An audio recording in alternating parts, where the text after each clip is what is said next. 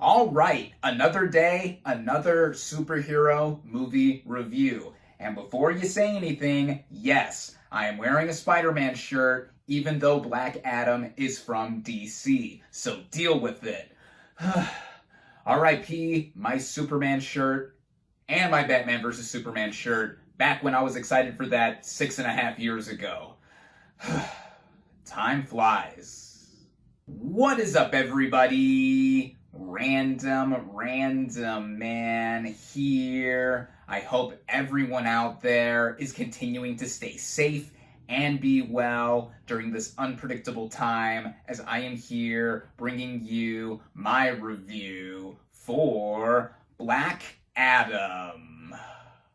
Based on the DC Comics character of the same name, the plot of this superhero film basically follows our title character, played by Dwayne Johnson, nearly 5,000 years after he was bestowed the almighty powers of the Egyptian gods and imprisoned, with him now being freed from his earthly tomb and ready to unleash his unique form of justice on the modern world. Going into this movie, I had moderate expectations. A Black Adam film had been long in development for about a decade and a half before the DCEU first fully materialized, and now this character is in that cinematic universe. This is acting as a spin-off to 2019's Shazam, which I really enjoyed, and this is overall the 11th film in the DCEU, the first since last year's The Suicide Squad, which is not only one of my favorite movies of 2021, but my personal favorite in the DCEU. Behind all of this is star and producer Dwayne Johnson, who has been attached to this project for a long time now, not only making his DC debut, but also his first headlining debut in a comic book / superhero movie, which seems odd that it didn't happen sooner rather than later, but it's happened now, and luckily for me, I was able to head out and see this thing in theaters where it is only currently available. Starting out with the cast and their performances, we have once again Dwayne Johnson in the title role of Black Adam. Now, I've always been a fan of this guy. I wasn't so big into professional wrestling back then when I was younger, but I knew of him when he was mainly known as The Rock, and when he started showing up in movies here and there, I always found him to be a likable presence. And now here, he is playing an anti-hero, and again, I'm surprised he hasn't been in a superhero role or a comic book role of this kind until now, as this dude was born to play someone like this, with his overall physique and the presence that he brings on screen. At first, I did think that Johnson was just going to be doing his regular thing of just being a variation of himself in this movie, as no matter the quality of movies he's been in, he has basically been playing the same archetype for all of these films, which has clearly worked for him, as he is one of the last remaining movie stars in the world, one of the biggest, literally and figuratively. But here, I did think that at times he showed off his acting chops, with how stoic he is here in a much more stern and serious role, and also just showing off why he was born to play a superpowered being like this one throughout. And he really does carry a lot of the weight of this movie on his shoulders too, also literally and figuratively. Black Adam is not the only superpowered being in this film, as we have the members of the Justice Society of America that are at odds with him once he is awakened,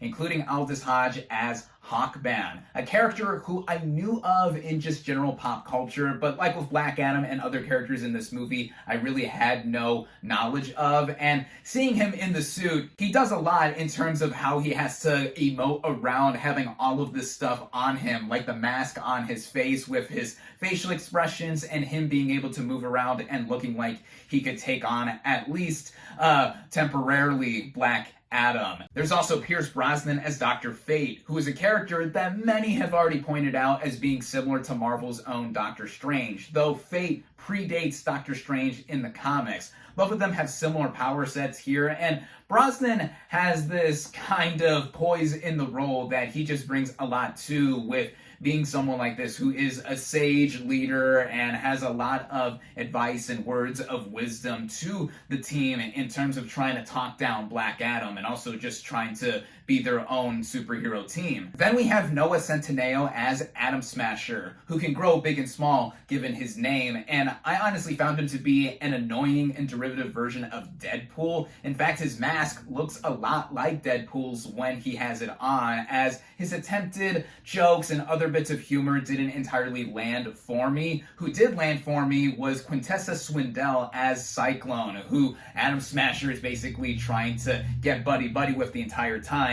Cyclone's power set is that of having powerful winds and being like a cyclone herself, and I really liked her, though the entire team of the Justice Society of America were really underdeveloped with none of their backstories being given. They're just already there. Then we have some remaining human characters like Sarah Shockey as Adriana, a university professor and resistance fighter who accidentally awakens Black Adam while trying to look for an important artifact. I liked how headstrong she was and how integral she was to the actual story here. And we also have her son, Amon, played by Bodhi Sabongi, who is basically another audience character too, who idolizes superheroes in this world, and in particular, once seeing Black Adam come into fruition, him specifically. And then there's Muhammad Amir as Kareem, the brother to Adriana, who, unlike Centineo in terms of comic relief, I thought actually worked with his bits of humor that he brought here and there. All in all, I mostly like the cast here, of course, with Dwayne Johnson as the title character. And getting into the writing of this film, this movie does begin with opening minutes of backstory that lasts about 10 minutes or so, which lays out the world of Kahndaq, where Black Adam is from. And with what I mentioned in the brief plot synopsis, that is basically what is disclosed in the opening minutes of the film. Before we jump to modern day, there we see that Kahndaq has been taken over by outside control and specifically has a team of mercenaries trying to find ancient artifacts from thousands of years ago, and that is where we get our human characters like Adriana and Amon being introduced into the story and connected with Black Adam. With all of that being put into play, it is a simple MacGuffin story with this specific crown being sought after, and eventually when we get into the villain of the movie, that is what is set up there. It all plays out to a pretty easy to follow extent, which I thought led into the initial action sequences, playing up how the movie in the first half really just takes you on this wavelength that you're either with or you're not, which applies to just about any other movie of this kind. In terms of its directing, it was done by Jaume Collet-Serra, whose previous films I have not seen, not even last year's Jungle Cruise, also starring Dwayne Johnson. So this was my first exposure to how he was as a behind-the-camera visionary. And I thought, in terms of his focus, I thought it was easily enough to follow, and seeing how he laid everything out given the writing of the film. It was pretty pedestrian by my measure, but I thought it worked out fine with how the movie at its core is thinly written and repetitive. Those are the two biggest knocks I have against this movie. It doesn't do anything particularly new or anything stand out worthy to have us see a character like this, Black Adam, who kills with no remorse. And it would be a bigger deal, at least within the DCEU, if we had seen other characters not kill on multiple occasions. The holy trinity of DC Comics, at least in how they've been portrayed in the last several movies, Batman, Superman, and Wonder Woman, have all killed on screen, and it shows how much darker this cinematic universe is compared to other comic book or superhero movies out there. So with Black Adam basically attempting to be put in check by the JSA for his remorseless killings is the only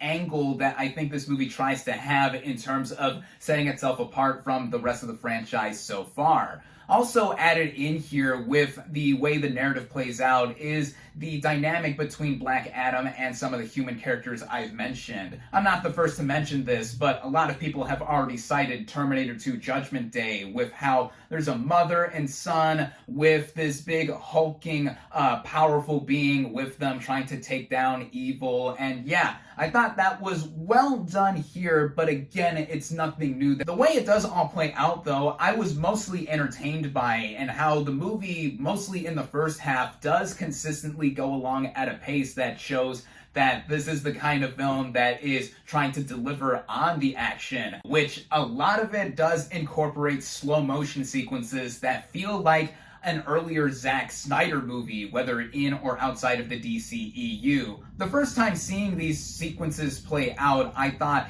were really stylistically over the top and what have you, but I thought fit with the tone of the movie that it was trying to go for. Same goes with most of the VFX work. I thought I was just gonna see a lot of noticeable details besides Black Adam flying and moving so fast, but he is basically a god. He is essentially like Superman with how he is invincible, unless he is going up against some members of the JSA and even the villain of this movie, who I haven't mentioned yet because he is another con here. He is played by Marwan Kanzari, who previously played another bad guy with Jafar in the 2019 live-action Disney remake of Aladdin, and I thought here he was a straight-up one-note villain who really didn't amount to much besides wanting to get the aforementioned MacGuffin, and then the movie, once it goes into its final act, it just amounts to him being thrown in as just another big threat for not only Black Adam, but also the JSA to fight. And I thought the movie slowed down a bit with that portion when the movie got to it. Mostly, I thought the movie ran well at about 2 hours or so, which again, if you're on this movie's same page from the get-go,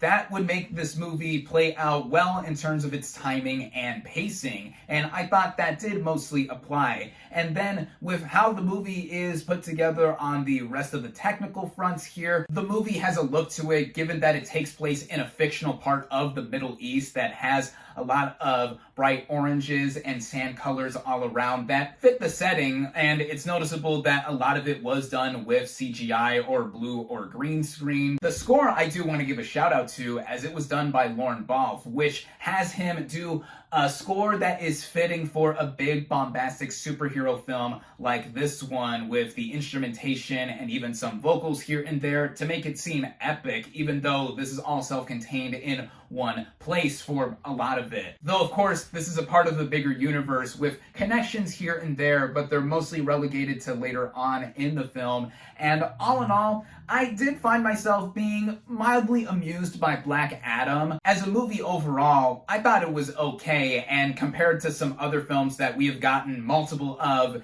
in the genre in recent memory, it doesn't stand out too much from the rest, as I've said. But I do think that there is a lot in here to appreciate for those looking for some popcorn flair like this movie is, and I really would say that this is one of those perfect kind of popcorn movies where you don't think about it too much while shoving popcorn or other favorite movie theater treats in your face. This is far from my favorite film in the DCEU thus far, but it's also not the worst I have seen from the franchise up until this point. Also, given the nature of these kinds of movies, stay for the mid-credit scene. There is no post-credit scene all the way at the end of the credits, just this mid-credit scene. And in case Dwayne Johnson himself or the rest of the internet have not spoiled it for you, I'm not going to disclose what is shown there. And to give a hint as to what I thought of it, we'll see where the future of the DCEU goes after this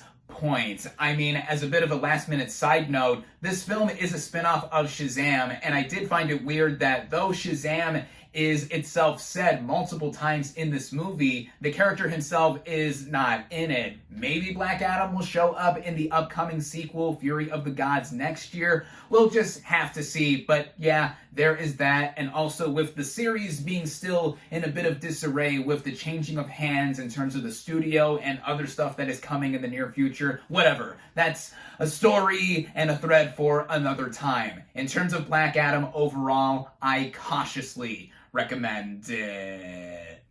My final verdict for Black Adam is 3 out of 5 stars.